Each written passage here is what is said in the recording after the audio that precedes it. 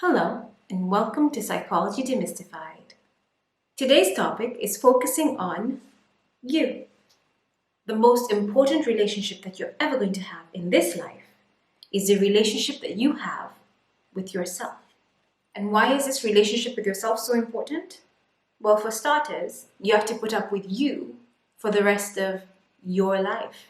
One of the ways you could choose to put up with yourself is by occasionally being at odds with yourself or finding yourself irritated and annoyed at yourself. Or you could also choose to be dismissive toward yourself and to put yourself down and to sow doubt in any of the dreams that you may have, and even self-sabotage by not allowing yourself to be happy or to grow. Or on the other hand, you could choose to be kind with yourself, to be empathetic, and to be gentle with yourself. Now, given those two directions that you could choose to go in as you live with yourself, which one would you prefer? I'm going to go ahead and guess that you chose the one where you are gentle and empathetic and kind to yourself. And if that's the case, here are some ways that you could start to do that.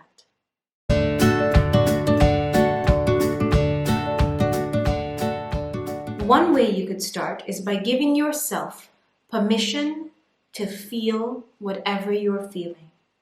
Emotions are natural reactions that we have to situations. Emotions are also the best tools that our brains have in order for us to be able to communicate feelings such as danger or injustice or desire or need or even connection. How we label our emotions a lot of times determines how we feel about them. And many times we either label our emotions as good or bad. When we label our emotions as bad, all we end up doing is piling on shame and guilt for feeling what it is that we're feeling. However, when we choose to label them as good, then we find that we appreciate our emotions, we allow them to happen, and instead we end up having greater self-awareness and greater self-compassion for whatever emotion we are feeling. So how do we allow ourselves to appreciate and accept our emotions? The next time we have a moment where we try and shut down what we're feeling so that we can have only positive vibes around us, we need to try our best to not automatically shut them down, not dismiss them, because no one really functions on positive vibes throughout. Some days you're angry, sometimes you're anxious, some days you are just feeling desperate for something, and you need to be able to acknowledge that that's what you're feeling. Once we learn to fully embrace how we're feeling and to embrace our emotions and not label them as good or bad, we may get to discover that behind the anger, there's sadness or sorrow. And behind the frustration, there's confusion, and that's what's making us lash out.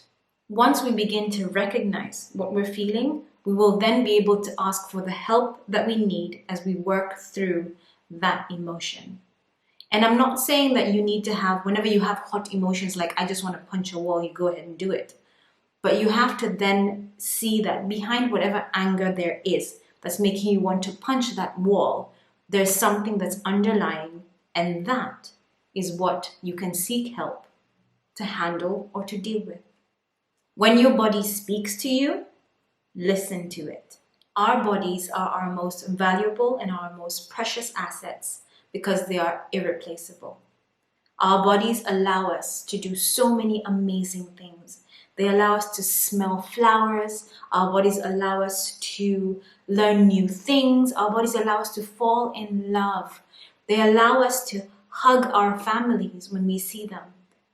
Even if our bodies allow us to do all these amazing things, we find that more often than not, we push our bodies beyond a limit that is healthy because we don't listen to our bodies. When your body needs rest, when your body needs food, when your body needs a walk out in nature, when your body just needs to take some time out, it will tell you. And it's about time in order to show yourself that you love you, that you listen to it, and that you recognize what it's telling you, and that you just follow your bodies bleed. To show yourself that you love you, forgive yourself and be patient. When we allow ourselves to learn new things and to push our boundaries, we find that sometimes these things fail and sometimes we make mistakes. Sometimes the consequences of our mistakes are not so severe, and sometimes they are truly severe. In many cases, when we consider consequence to be more severe than we had predicted it would be, then we find that we wallow in shame and guilt. And this is our way of accepting responsibility for what mistake it is that we did. But the worst thing we could do to ourselves is allow this shame and guilt to fester and to grow and to get bigger and bigger and to dominate our lives. So how do you start to forgive yourself? Especially when we are our own worst critics and we beat ourselves down for the mistakes that we make day in, day out.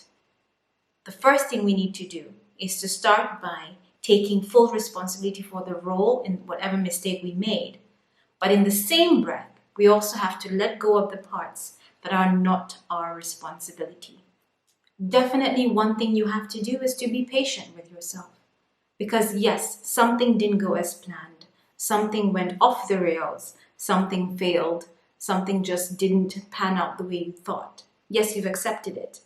But you need to be patient with the fact that forgiving yourself is going to be a process and that it may take some time. Show yourself self-love by learning to set boundaries and by becoming your own best advocate. One way of learning to be able to set boundaries for yourself, especially when it comes to close family and friends who are the hardest to say no to, is by practicing assertive communication skills and practicing them often. How can someone practice assertive communication skills on their own? By using a mirror. Sometimes it helps to be able to practice saying no to unreasonable requests while facing a mirror. Some people have been known to practice their pitches for salary raises while facing a mirror. Some people have been known to ask for certain things while practicing facing the mirror, because then they do it often enough, they see their own facial expressions, they see what the other person is seeing when they make their requests. So sometimes a simple tool like a mirror could be a great practice beginning for someone who wants to learn how to say no, to set boundaries, to ask for a raise, to ask for something that they've always wanted. And some people, when it becomes too tough to be able to advocate for themselves, they face that mirror and pretend that they're doing it for a friend who they love. Because then they end up fighting fiercely. Because some of us fight more fiercely for other people than we do ourselves. But you know what? It's time to fight for you. Trust yourself enough to know that you'll make good decisions for yourself in your path to self-advocacy. Another way to be able to fully embrace who you are and to show yourself love is to stop worrying about other people's opinions. One thing you need to know is that you will never make everyone happy. Someone will always have an opinion of what you should do, how you should do it, when you should do it, who you should do it with. Those are just opinions coming from people who feel that they have a right or the knowledge to be able to better your life. So at the end of the day, does it really matter what they think if you know that it's good for you? In your journey towards self-love and self-appreciation, you have to let go of the toxic people in your life. Some people are out there to put negative energy into the world. And a lot of people who are toxic do not take responsibility for the negative energy that they put out into the world. So if there's someone who's bringing their toxicity into your life and you're refusing to take responsibility for that toxicity, then it's time for you to distance yourself from them and whatever brings you down. Because toxicity only creates a toxic environment in your life. Why would you gladly welcome that? Why? It will never be considered rude or wrong for you to remove yourself from a situation or from company that is draining you. Self-advocate. If you don't look after yourself, who else is going to do it? Put yourself first. Never apologize for putting yourself first. A lot of times we grow up being the ones who are the givers, and we never find time to look out for ourselves. So in situations where you find that you're always giving yourself second best, it's time to flip the switch and to look out for you first.